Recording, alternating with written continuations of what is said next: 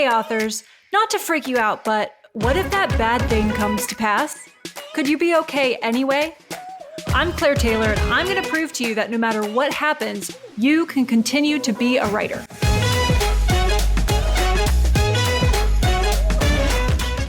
Welcome back to another episode of What If for Authors. I'm glad you're here. My name's Claire Taylor, and I'm an Enneagram certified coach for authors as well as a humor and mystery writer. My latest book, Sustain Your Author Career, is all about how to root out the unsustainable practices in our writing life and how to spot the right opportunities for us when they come along. Check it out by going to ffs.media/sustain. This is one of those episodes that probably pertains more to my American audience, but if you're outside of the US, you might gain some understanding, if not compassion, for what it feels like to be an author in the US right now. Now, I don't agree with everything the Founding Fathers did, but they really threw down an absolute banger with the First Amendment, y'all. They really fucking ate. And because they did, I get to say whatever the fuck I want on this podcast.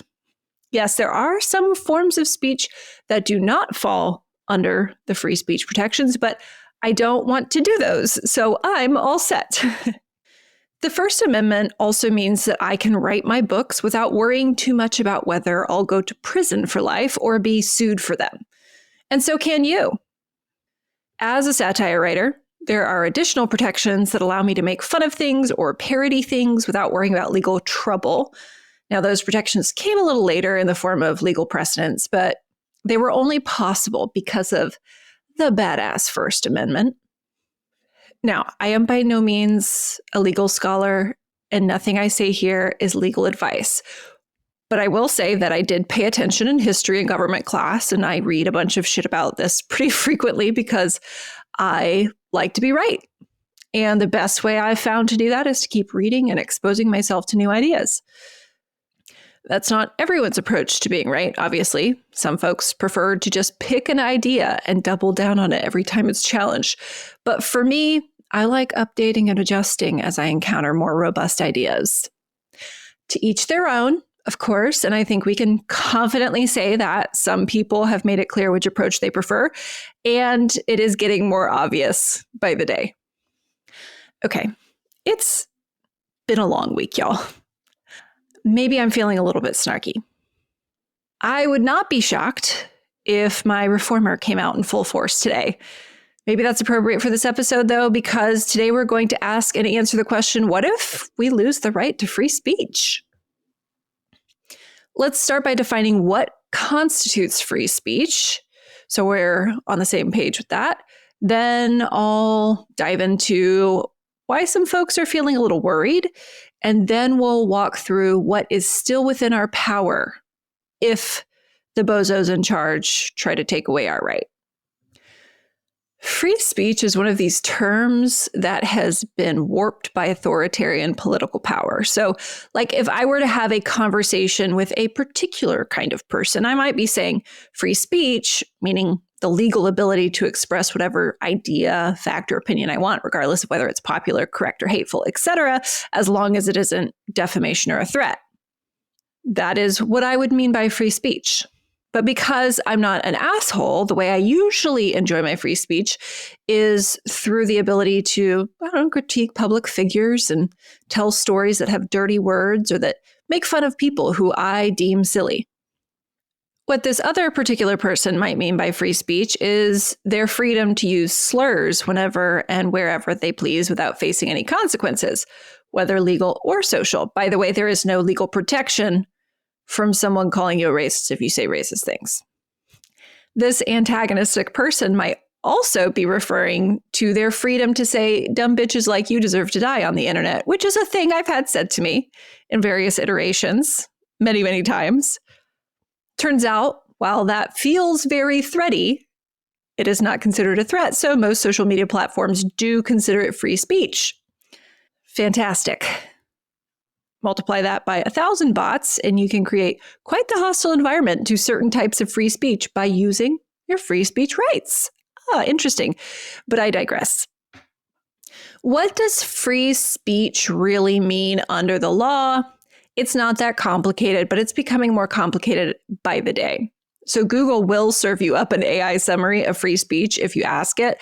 But if you're not interested in relying on that, which is a little bit more dystopian than I can handle today, you can go to uscourts.gov. The Constitution says Congress shall make no law abridging the freedom of speech. But things have developed since then, you know? Freedom of speech includes not speaking, which more people should exercise. It covers advertising, protesting, the symbolic speech, like burning an American flag. Yes, you can do that. I actually saw a funny clip of an interview with Stacey Abrams, the former Georgia state representative, recalling a moment when Georgia officially changed its state flag to remove the Confederate flag from it. And she stood outside the Georgia Capitol building with a couple other activists, and she lit that old flag on fire. But she made sure to get a permit for lighting it on fire at a public place. And she made sure to have the metal pan to catch the ashes as per the permit requirements. I don't know. I got a kick out of that. Make the statement, but also don't give them a reason to slap dumb charges on you. Smart woman. Almost like she's had a lifetime to learn how to navigate oppression. Okay, so the First Amendment also now includes political donations as free speech, which I'm not even going to get started on that. If you're curious, Google Citizens United, if for no other reason than to see that the Citizens United organization responsible for that Supreme Court case has a 1.3 star rating on Google. I've literally seen prisons with a higher rating. Okay, what the First Amendment does not protect is incitement to lawless action, distributing obscene material. And if you think that sounds vague, it's designed to be that way. And then a bunch of rulings about what schools can ban, basically. Books aren't listed on there as things schools can ban, by the way. Oh, also, you can't burn your draft card. Public service announcement for all those people thinking of burning your draft card. You can't. It's not protected. Very relevant to our modern life. Finally, defamation is not a protected form of free speech. If you spread false information that harms someone's reputation, you can be fined or given criminal charges. This is probably the most relevant restriction for authors because y'all know how those industry crusaders get going and start trying to rope everyone else in, right? And they're naming names. They're not keeping it vague. They're not addressing a problem. They're naming names. So here's not legal advice, but maybe some common sense advice. It doesn't matter how much you think a fellow author was in the wrong. It is not worth getting involved in naming them. That is a great way to be named in a lawsuit later on. Besides, all of that drama strips your attention away from writing and publishing your books. If someone you know was wronged and you're pretty sure of it, you can reach out to them and offer moral support that doesn't lead you to slandering or libeling someone else in the industry. It's possible to do that. It's not even like threading a needle. It's more like threading the Golden Gate Bridge. It's not that hard. And yet, 3 major instances of a bunch of authors being pulled into legal trouble that they didn't have to be in come to my mind immediately without much mental rewinding required. So that's what free speech is. Hate speech is actually protected speech, interestingly enough. A lot of people think it's not, but it is. The reason it is legally protected is that it's really hard to start limiting that without setting us up for some bad news when, just say, a crazy person takes power and decides that anything that's unflattering to his ego is hate speech. It can therefore be penalized. So even though being subject to legit hate speech sucks, and private companies like social media platforms don't actually have to allow it because they are a private company and can make their own policies, you can see where not constitutionally banning it might be very useful to dissenters should, say, a malignant narcissist with paper-thin skin come into power and want to label every true but unflattering thing people say about him as hate speech. Instead, he's relegated to claiming it's defamation, which is trickier, but still does the trick of creating a legal nightmare for whomever he chooses. I mean, were someone like that to rise to power, then those things might happen. I was just having a conversation with one of my friends from Spain the other day, and he was pointing out how Americans don't appreciate what a wonderful thing we have with the First Amendment. And I think he's right. It's an uncommon constitutional right to have, globally speaking. We certainly take it for granted. I know that I use it and enjoy it all the time. I'm doing so right now. But as we're seeing, more and more of the norms for how power operates in this country are being obliterated. So I think it's important that we do ask the question, what if I lose my right to free speech? From where I sit today, I do not think it's likely that the First Amendment will somehow be erased or removed. Maybe I'm being naive here, but I think the more likely approach we'll see is one that erodes it bit by bit with Supreme Court rulings like the Citizens United case. Authoritarianism tends to creep, disguised as this idea of we have to keep you safe, until suddenly you're so safe and sound that you don't have a single freedom to put yourself at risk with. So the fact that I don't think we'll see the First Amendment overturned doesn't mean that I think it'll be applied equally for everyone. And, it never has been, but as imperfect as it is, it's about to be brazenly less equal in application. So I paid close attention to the movements and strategy of the new administration in the first 48 hours, like many people did. The first 48 hours after what's-his-name was sworn in. And so my goal was to figure out what their playbook would look like. So we have some hints, but it's like watching a football team you follow frequently play a big game. You know what their usual game looks like. Maybe they rely more on the passing game than the running game, but that doesn't mean that they'll do that against an opponent with like a strong secondary. They might have to switch it up. You don't know until you start to see the game unfold. I'm not a political strategist, but what I noticed is that the goal of those executive orders doesn't seem to be overturning existing amendments, because that's too difficult. There's no power to do that. And there's no official path for it. But rather, the goal is to create enough confusion around the application of the amendment so that those in power can start to benefit. And the point is to make that application of the law dependent on what the person in power says in a given moment. Creating confusion and legal grayness seems to be the approach they're taking to claim all the power under the executive branch. So we're already seeing this with the 14th Amendment and birthright citizenship. The executive order revoking birthright citizenship, something established quite clearly under Section 1 of the 14th Amendment, it's already being challenged, that executive order, and it'll go up to the Supreme Court. The Supreme Court would have to be going completely and blatantly rogue, more so than they already have, to rule in favor of the executive order. But it doesn't really matter what they rule, because in the meantime, you have people scratching their heads. You have confusion.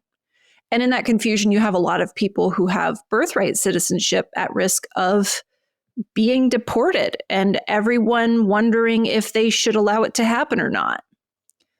And now, to be intellectually honest here, I'll just say that the threat applies almost entirely to people who don't appear strictly Caucasian. So if you have birthright citizenship and you're white, the risk is probably pretty low for you, because it's never been about citizenship. It's always been about scapegoats. We saw this in the 1930s with the Mexican repatriation. That was not about citizenship, because it's estimated that anywhere from 30 to 60% of the people who were relocated to Mexico were in fact American citizens. Whoopsie. Same thing happened with Japanese internment camps. It always happens when people pull this shit. It'll happen again if you keep your eyes open. And maybe if enough eyes are open, we can keep it from happening too much. All this to say, things might get a bit fuzzy around free speech. And if that's the case, and you're starting to feel a little insane as a result, I really encourage you to take a deep breath and to step back and remember that confusion is straight out of the playbook. You're not losing your grip. It is designed to make you feel this way. The more you doubt yourself, the less you're in a position to push back. That's why it's, frankly, not a bad strategy for power to take.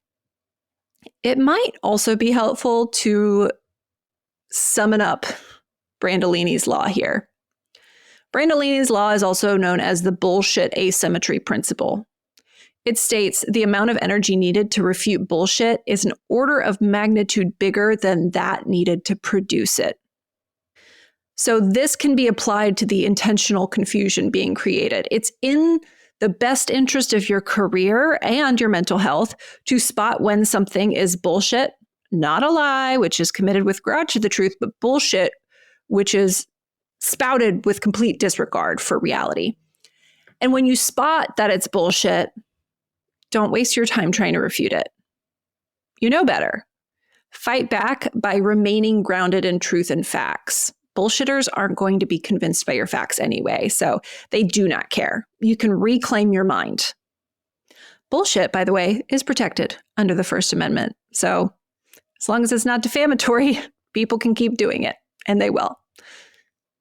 Okay, I think I've done a pretty good job of scaring the shit out of you if this is the first time you've given your First Amendment rights much thought in this new day and age we're living in. Maybe this is the place where I should start explaining why you don't need to worry too much, even though your author career is predicated on these rights. There is a lot of external noise right now that is novel and feels incredibly threatening. I won't say you don't need to proceed with caution or that everything will turn out okay, but none of that was ever in our power to begin with. We could never make sure that everything turned out okay for us. When we feel scared, it can help to turn our attention to what is still within our power. And there's a lot. Your thoughts are still within your power. You do not have to expose yourself to the anti-intellectualism, what I like to call pro-stupid talking points. Those are not healthy for your head center. And we can exhaust ourselves by letting them inside of us to wage a mock trial against them. We can be mindful of finding a balance between rejecting all new information and opening ourselves up to every idea being thrown at us. Somewhere in the middle is a practice of entertaining new ideas from sources with a reputation of acting in good faith to the discussion at hand. If a source, a media outlet, an expert, an author, a neighbor, a family member, has a reputation of debating not to get to the truth, but to win, that may be a source you can engage with mindfully, and only when you feel the presence of mind to listen deeply without letting the bullshit lodge itself in your brain. Now, if you never find yourself feeling that way, having that mindfulness, then you can also never engage with those bad faith sources. This is okay. You have permission. Just because they have the freedom to spout nonsense doesn't mean you're stripped of your freedom to ignore it. When you're exercising your free speech through your writing, you still have the power to imagine a receptive audience who's eager for your book, rather than an audience of your critics who you somehow have to prove yourself to, and who are probably acting in bad faith and are determined to find fault with your work no matter what. Visualizing a receptive and supportive audience will give you the courage to say what's true for you, and not only exercise free speech, but exercise right speech. Sometimes we write with our critics in mind, attempting to figure out how to phrase something just right so that no one will ever be able to find fault in it. This is a miserable way to be a writer, and it's a game you lose as soon as you start playing. You have the power to imagine a receptive audience to your words, and I suggest that you not hand over that freedom willingly. Your emotions are still within your power. Yes, they are.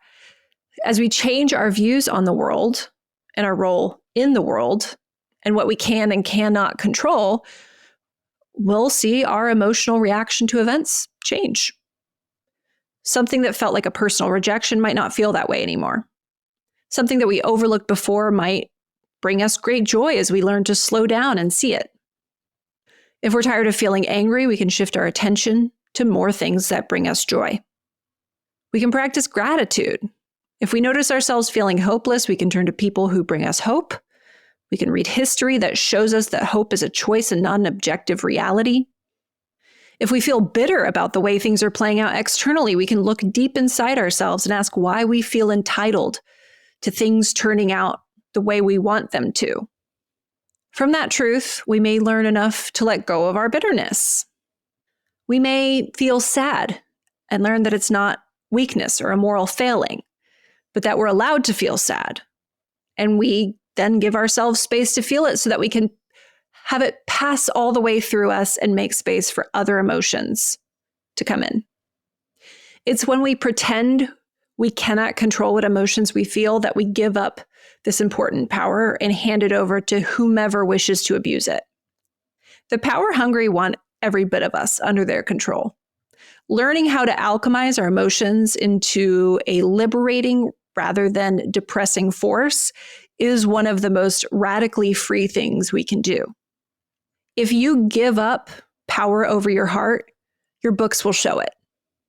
But through your free speech, you can touch the hearts of people in ways that keep them free and encourage them to practice their free and right speech with others.